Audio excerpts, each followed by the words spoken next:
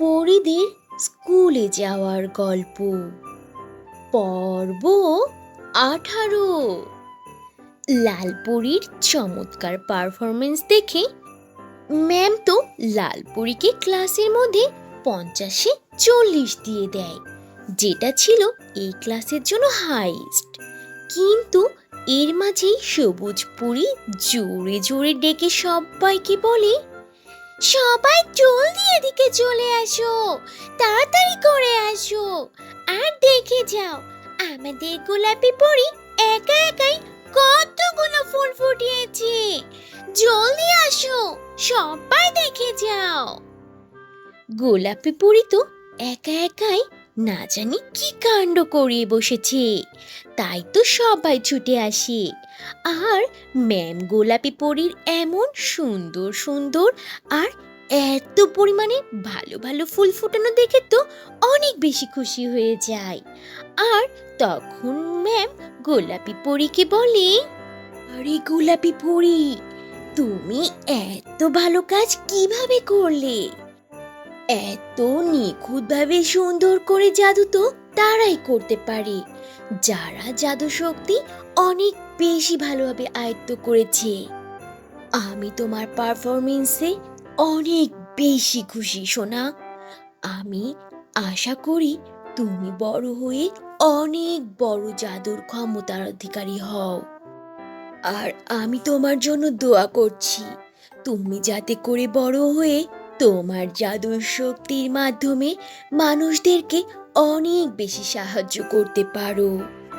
এদিকে ম্যাম কথা শেষ করার আগে লালপরি বলে ওঠে, আর ম্যাম আমি আমি কি পারবো না গোলাপি পরীর মতো মানুষদেরকে সাহায্য করতে? আমিও তো ভালো কাজ করছি ম্যাম, আমাকেও কিছু বলেন। লালপরীর কথাতেই তখন তাদের ম্যাম বলে, আরে লালপরি, কেন নয়, তুমিও অবশ্যই ভালো পারবে। কিন্তু আমি দুঃখিত সোনা, কারণ গোলাপি পরী তোমার থেকে অনেক ভালো পারফরমেন্স করেছে এই ক্লাসে। এজন্য গোলাপি পরীর থেকে বেশি নাম্বার আমি তোমাকে দিতে পারলাম না এখন। এজন্য আমি তো তোমাকে 50-এর মধ্যে 40 দিয়েছি।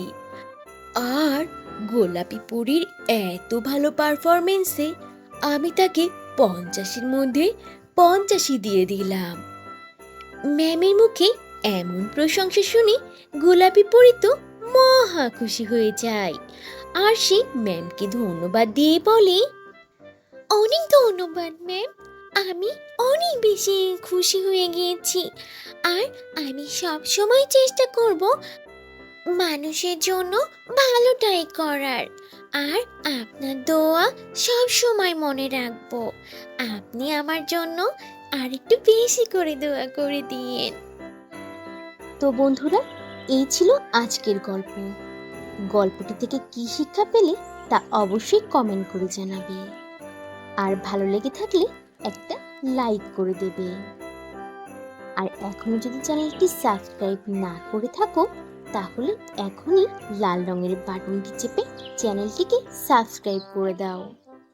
আর অল দি নোটিফিকেশন প্রেস করে রাখো। তাহলে বন্ধুরা, আজ এখানেই শেষ করছি।